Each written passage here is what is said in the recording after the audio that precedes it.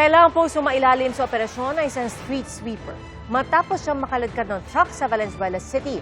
Sumabit ang truck sa isang kable na siyang humila sa biktimang senior citizen. Saksi, si Darlene Kai. Abalang maglinis ang street sweeper na si Cora sa Valenzuela noong Martes nang dumaan ng isang delivery truck at bigla siyang nakaladkad. Sa bilis ng pangyayari, humampas si Cora sa katabing poste at nakaladkad hanggang mapahiga na lang siya sa kalsada. Hindi malinaw sa video pero sumabit pala ang truck sa kable na siyang humila kay Cora na isa pa namang senior citizen. Agad isinugod sa ospital si Cora. Kinailangan siyang operahan sa balikat at naghihintay rin ng operasyon sa paa. Agad namang naglunsad ng investigasyon ng LGU. We're waiting for the full investigation kung paano po napulupot sa katawan po ng victim yung wire na ho yun at paano rin po na hook up sa bumper ng JNT without human intervention. Ang sabi ng driver, dumaan lang ho siya tapos parang nasabit at nahila. Ang malinaw daw sa ngayon, For me, it's negligence din ho ang pag-iwan ng mga wires na nakakalat lang ba, nakasabit o nakakalat po. No? Bawal ho yan sa Valenzuela actually po. So, this is also the reason why, Darlene, in Valenzuela, we have an ordinance actually charging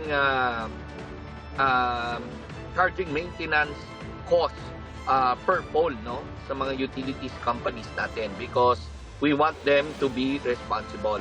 kanina ipinatawag na ng LGU ang mga kinatawan ng JNT at Meralco. Sinisikap naming makuha ang kanilang pahayag pero ayon kay Gatchalian, aakuin umano ng delivery company ang anumang responsibilidad sa insidente.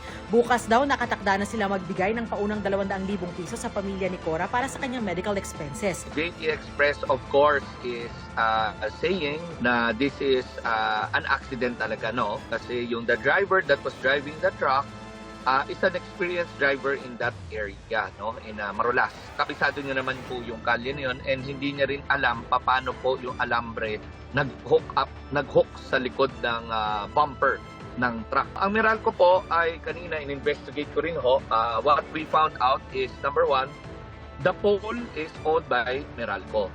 But the cable, which they even brought a sample, talagang Darlene, medyo makapal yung cable, talagang matigas, solid yung cable nito.